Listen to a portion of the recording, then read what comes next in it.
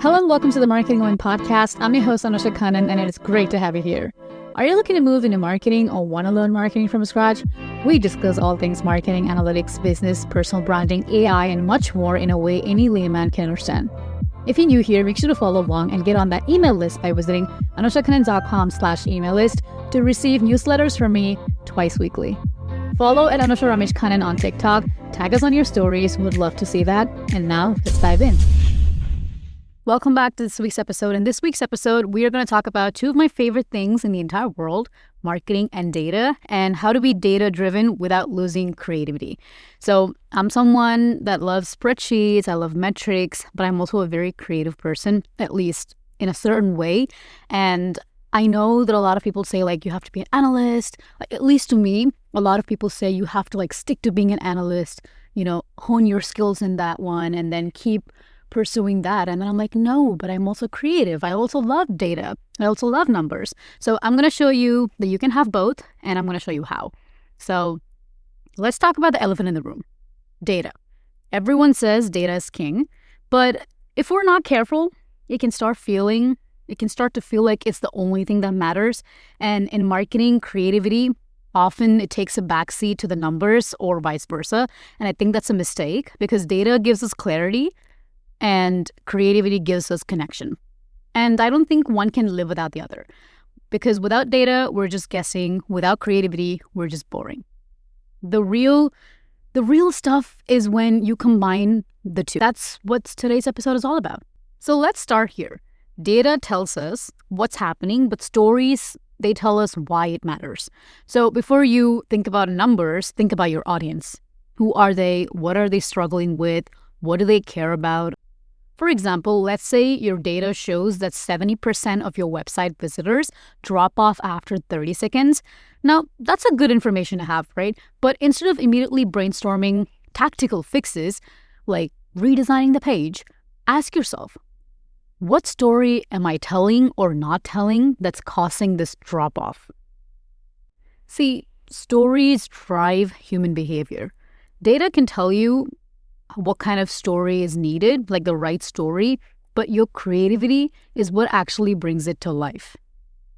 Think about this. Always think about the people behind the numbers. Use data as a lens to understand their needs, then create stories that actually resonate with your audience. If you're trying to make sense of the data, one of the biggest mistakes to make is to ask very vague or overly broad questions because creativity is what happens when you set boundaries, and so does data. Another thing to remember is the art of asking the right questions because if you're trying to make sense of data, one of the biggest mistakes is asking vague or even overly broad questions because creativity is what happens when you set boundaries, and the same goes for data as well. So instead of asking, what's the biggest campaign to run next quarter, try asking, which channels drove the most engagement with our Gen Z audience last quarter, and what creative elements resonated the most? Asking not too specific. I think asking too specific questions is actually good, but do not ask vague, broad questions. And the reason I'm asking you to have specific questions is because it forces you to dig deeper and kind of look at patterns that I think you might otherwise miss. And the cool part is once you have all those answers from the data and then you ask specific questions and you get answers, your creativity is 100x. And that's my favorite part because it's fun, right? And now you know where to focus your energy because that is when you create something that actually pops. So yeah, data does not kill creativity. It actually helps focus it.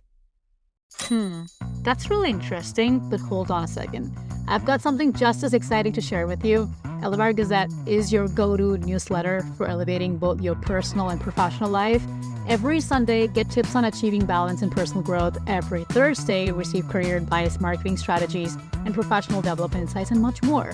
Plus, stay updated with the latest from my podcasts and much more. Join my newsletter today at anushakannan.com/email list and start elevating your journey. Let's get back into the show. Here's the thing, numbers don't lie, but they don't dream either. One of my favorite ways to stay creative while being data-driven is to treat data like a jumping off point, not a final destination, just like something you use to jump from one place to another. For example, if you notice that your audience engages most with content about self-improvement, don't just stick to cookie cutter posts about productivity. Instead, kind of ask yourself, how can I bring fresh perspective to this? How can I surprise them or tell them something they probably might have not heard before? I think data should give you confidence, not limit your ideas. Let it tell you where to start, but leave room for experimentations, because sometimes the most creative ideas are the ones you didn't see coming. That's basically how I've done a lot of things. I have like a fixed schedule for myself for content, and then I'll be like, but I want to talk about this because this is just the right time to talk about this, and then I'll have to like switch up my entire content calendar. That is how creativity works, and you just have to go with that flow. So use data to validate your creative instincts, but don't box them in it. The next one is like the fun part, where creativity is not like a one and done thing. It's iterative, and data can be your best friend in this process. For example, let's say you launch a campaign and the data shows that one ad creative outperformed the rest, and don't just celebrate and move on. Ask yourself, what story did you tell there? How did the creative look? What worked and what didn't? Then use that data to test a new idea. Data-driven creativity is all about trying, learning, and refining. It's not about getting it perfect the first time. It's about using that data as your feedback loop to continuously get better. So let me know, how do you stay creative while being data-driven? This is my perspective. Start with the story, ask the right questions, let data inspire you, and kind of welcome the feedback loop. I like the feedback loop because at the end of the day, the best marketing happens when you balance both sides of your brain, the numbers, but it will tell you what's working, but creativity keeps your audience coming back for more. And if you're sitting there thinking, okay, but how do I actually start? I would say don't overthink it. Pick one campaign, one piece of content, or one idea and start asking better questions, because the rest will follow. And that's all I had for this episode. Thanks so much for listening. If you found this episode helpful, make sure to share it with a friend and tag me on LinkedIn or Instagram. I'd love to see what resonated with you. And yeah, that's it for today. Hope you find it useful. Please feel free to reach out to me on LinkedIn or email me at anusha@anushakannan.com. Follow me on LinkedIn to never miss my journey, and I'll see you in the next episode. Peace.